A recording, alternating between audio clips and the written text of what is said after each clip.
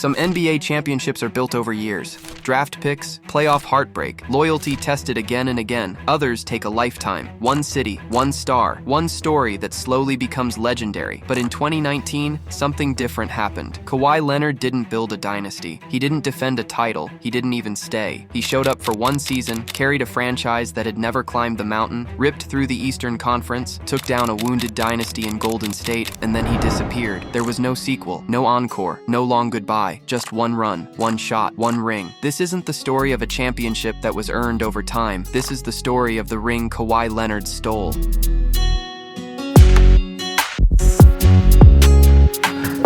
I don't even know where you're sitting at.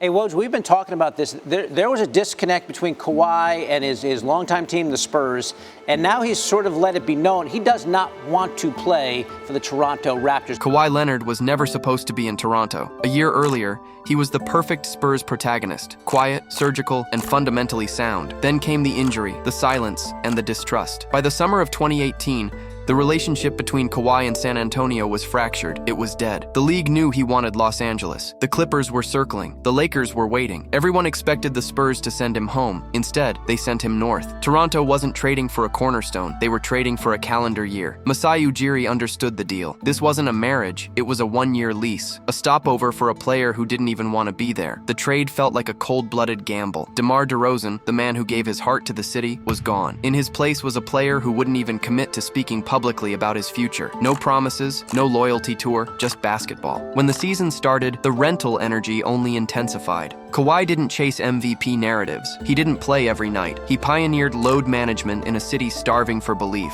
The Raptors were good, they always were, but this felt like borrowed time. Every game came with an expiration date. Every win felt fragile because everyone knew the truth. Toronto wasn't trying to start a dynasty. They were trying to steal a moment. And moments like that only happen if the math of the universe tilts in your favor.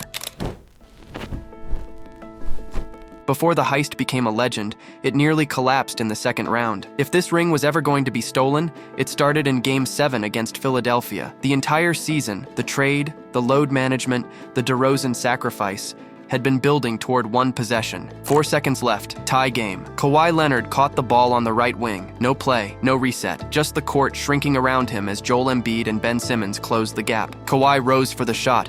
Fading away into the corner, the ball hit the rim. The arena went silent. For a split second, the entire history of a franchise hung in the air, balanced on a bounce.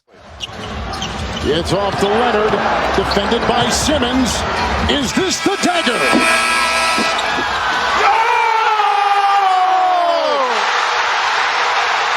Game!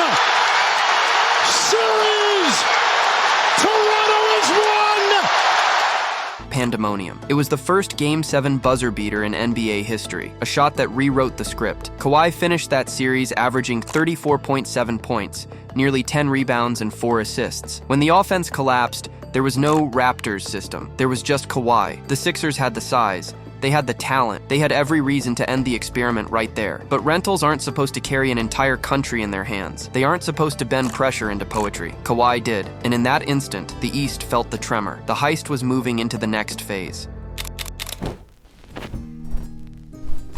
Waiting for Toronto in the conference finals was a 60-win juggernaut. The Milwaukee Bucks were led by the reigning MVP, the Greek Freak. They were younger, faster, and after the first 2 games, they looked untouchable. Toronto fell into a 2-0 hole, and the Heist looked like it was over before it reached the vault. But this is where the theft turned tactical. In Game 3, Nick Nurse made the adjustment that defined the season. He put Kawhi Leonard on Giannis. It was a masterclass in defensive geometry. Kawhi became the wall. Giannis, a player used to rampaging through the paint, suddenly found every path blocked by a man with the strength of a power forward and the hands of a thief. Over the next 4 games, whenever Kawhi was the primary defender, the Bucks' high-octane offense plummeted into a standstill. Toronto won 4 straight. The future of the NBA had been delayed by a man who was only there for the present. The Raptors had solved the East, but to finish the Heist, they needed one more thing. They needed a break. The Golden State Warriors were the final boss, the greatest dynasty of the decade, but even empires have a breaking point. And for the Warriors, it was literal. In Game 5, Kevin Durant returned from injury, played 12 minutes of terrifyingly perfect basketball, and then his Achilles snapped, the moment that signified the end of an era. In Game 6, Klay Thompson was on his way to a 40-point masterpiece when his ACL tore on a fast break. The Warriors were down to a lone Steph Curry and a roster of role players fighting against a Raptors team that sensed the moment. Kawhi didn't offer a eulogy for the fallen dynasty. He didn't wait for them to get healthy. He stayed surgical, stayed cold, and took advantage of the chaos. He didn't need to beat the invincible Warriors. He just needed to beat the ones who were left. NBA championship on the line. Iguodala throws it to Green, who catches it. Back to Curry, puts up a three. One go, and it's over. Canada, the NBA title is yours. As the final buzzer sounded in Oracle Arena, the heist was complete. The ring was in the bag. Toronto was in a state of euphoria, but the visual was jarring. A superstar holding a Finals MVP trophy for a team he was already planning to leave, standing over the ruins of a dynasty that had run out of time.